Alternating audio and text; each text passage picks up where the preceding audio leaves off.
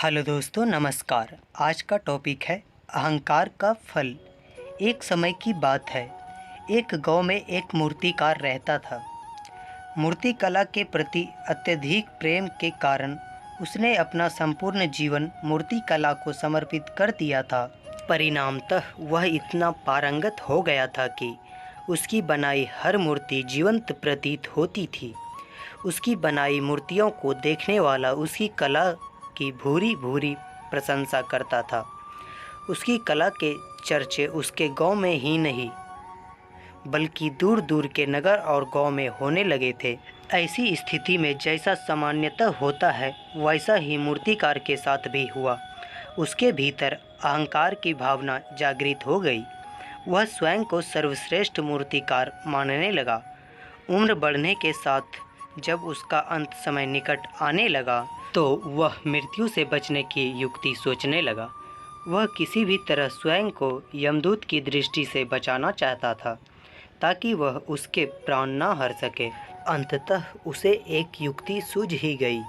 उसने अपनी बेमिसाल मूर्ति कला का प्रदर्शन करते हुए 10 मूर्तियों का निर्माण किया। वे सभी मूर्तियां दिखने में हूबहू उसके समान थी। निर्मित होने के पश्चात सभी मूर्तियां इतनी जीवंत प्रतीत होने लगी कि मूर्तियां और मूर्तिकार में कोई अंतर ही ना रहा। मूर्तिकार उन मूर्तियों के मध्य जाकर बैठ गया। युक्ति अनुसार यमदूत का उसे इन मूर्तियों के मध्य पहचान पाना असंभव था।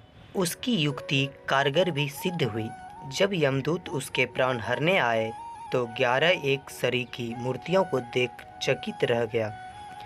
वह उन मूर्तियों में अंतर कर पाने में असमर्थ था, किंतु उसे ज्ञात था कि इन्हीं मूर्तियों के मध्य मूर्तिकार छुपा बैठा है। मूर्तियों के प्राण हरने के लिए उसकी पहचान आवश्यक थी।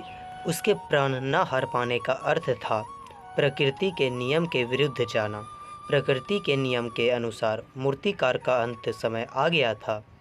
मूर्तिकार की पहचान करने यमदूत हर मूर्तियों को तोड़कर देख सकता था, किंतु वह कला का अपमान नहीं करना चाहता था। इसलिए इस समस्या का उसने एक अलग ही तोड़ निकाला। उसे मूर्तिकार के अहंकार का बोध था, अतः उसके अहंकार पर चोट करते हुए वह बोला, वास्तव में सब मूर्तियां कलात्मकता और सौंदर्य का अद्भुत संगम है, किंतु मूर्तिकार एक त्रुटि कर बैठा। यदि वो मेरे सम्मुख होता तो मैं उसे उस त्रुटि से अवगत करा पाता। अपनी मूर्ति में त्रुटि की बात सुन अहंकारी मूर्तिकार का अहंकार जाग गया। उससे रहा नहीं गया और झट से अपने स्थान से उठ बैठा और यमदूत से बोला, त्रुटि असंभव। मेरी बनाई मूर्तियाँ सर्वदा त्रुटिहीन होती है। यमदूत की युक्ति काम कर चुकी थी। उसने मूर्तिकार को पकड़ लिया और बोला, बेजान मूर्तियाँ बोल नहीं सकती और तुम बोल पड़े। यही तुम्हारी त्रुटि है कि अपने अहंकार पर तुम्हारा कोई बस नहीं। यमदूत मूर्तिकार के प्राण हर यमलोक वापस चला गया। दोस्तों, हमें इस कहानी से यह सीख मिलता है कि अहंकार विनाश का कारण है, इसीलिए अहंकार को कभी भी खुद पर हावी ना होने दे। तो दोस्तों, आपको आज की कहानी कैसी लगी कमेंट के माध्यम से हमें ज़रूर बताएं और इस वीडियो को लाइक शेयर एवं चैनल को सब्सक्राइब ज़रूर करें। धन्यवाद।